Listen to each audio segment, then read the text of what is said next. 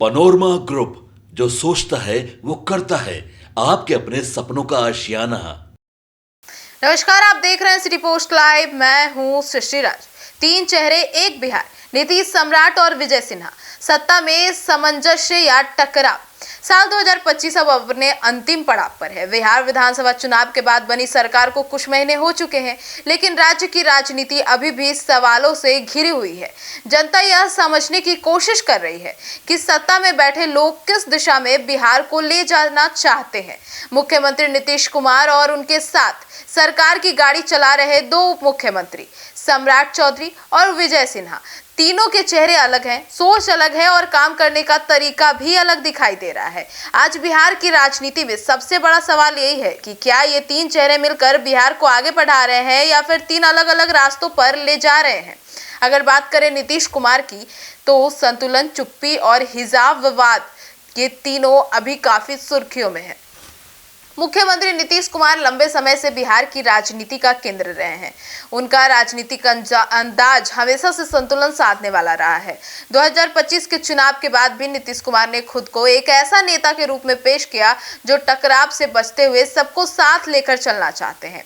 हाल ही में हिजाब विवाद को लेकर सियासत बहुत ज्यादा गर्माई, लेकिन नीतीश कुमार ने बहुत ही सहजता से, बहुत ही शांतिपूर्ण इस विवाद को भी देखा और इस विवाद के बाद जो सियासी गर्मी और विपक्षों के ऊपर साइड से हमले हो रहे हैं, जो भी हो रहा है, उस पर नीतीश कुमार ने बड़े ही संयम तरीके से उस पे अपना प्रतिक्रिया दी और बिहार में किसी की पढ़ाई या पहचान पर कपड़ों से आधार पर कोई रोक नहीं लगाई जाएगी, ये सारे नियम को वे फॉलो करते हैं।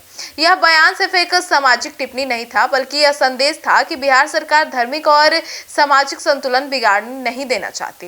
नीतीश कुमार ने यह स्पष्ट करने की कोशिश भी की कि उनका फोकस शिक्षा और जो समरसता है उस पर है, ना कि विवादों पर। हालांकि नीतीश कुमार की यही चुप्पी और संतुलन कई बार आलोचना का विषय भी बन जाती है, जैसे इस बार बन गया था जब दीघा में करीब दुकानदारों पर बुलडोजर चल रहा हो या प्रशासनिक विवाद खड़ा हो, तब मुख्यमंत्री का खुलकर सामने ना आना लोगों को खटकने लगता है। वहीं अब बात करते हैं सम्राट चौधरी की, जो बुलडोजर एक्शन और सख्त प्रशासन को लेकर अभी काफी एक्टिव दिख रहे हैं।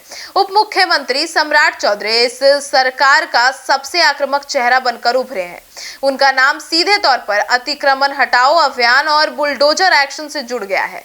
पटना के दीघा जैसे इलाकों में फुटपाथ पर ठेला लगाकर रोजी कमाने वाले सैकड़ों गरीब दुकानदार इस कार्रवाई से परेशान हैं और सिर्फ दीघा ही नहीं, पूरे बिहार में यह अभियान चल रहा है। सम्राट चौधरी का जो बुलडोजर एक्शन है वो काम कर रहा है। अब इस पर सरकार का तर्क है कि यह कदम शहर को व्यवस्थित बनाने के लिए, ट्रैफिक सुधारने के लिए और अवैध अतिक्रमण हटाने के लिए जरूरी है, लेकिन जमीनी हकीकत कुछ और ही कहानी कह रही है।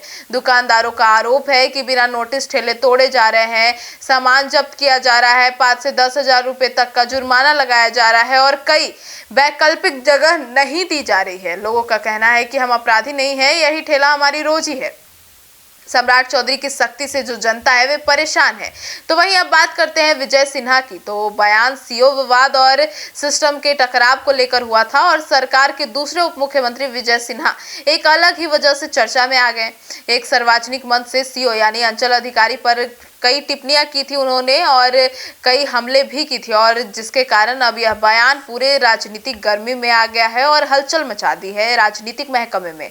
अब विजय सिन्हा ने कहा था कि कई सीओ जनता की समस्याएं सुनते ही नहीं है, जमीन और प्रमाण पत्र के मामलों में मनमानी होती है, ऐसे अधिकारियों पर कार्रवाई होनी चाहिए। हालांकि उनका कहना था कि वे जनता की शिकायतें समझ रहे हैं और उनके लिए काम कर रहे हैं, लेकिन उन्होंने यह जो बयान दिया उसका लहजा इतना कड़ा था कि इसे प्रशासनिक गरिमा के खिलाफ माना गया और इस बयान की शिकायत सरकार और मुख्यमंत्री कार्यालय तक पहुंच गई और अधिकारियों का मानना है कि शिकायतों का संस्थागत तरीके से उवारण किया जाना चाहिए, ना कि सार्वजनिक मंच पर बोलना चाहिए। तो अब हम यह क्यों कह रहे थे कि तीन चेहरे तीन रास्ते जनता के लिए उलझन बन गया है, आपको विस्तार में बताते हैं। नीतीश कुमार संतुलन और चुप्पी की राजनीति कर रहे हैं, वहीं सम्राट चौधरी सख्ती और एक्शन बुलडोजर के जरिए संदेश दे रहे हैं और विजय सिन्हा बयान और सिस्टम पर सवाल उठाकर चर्चा में आ गए हैं।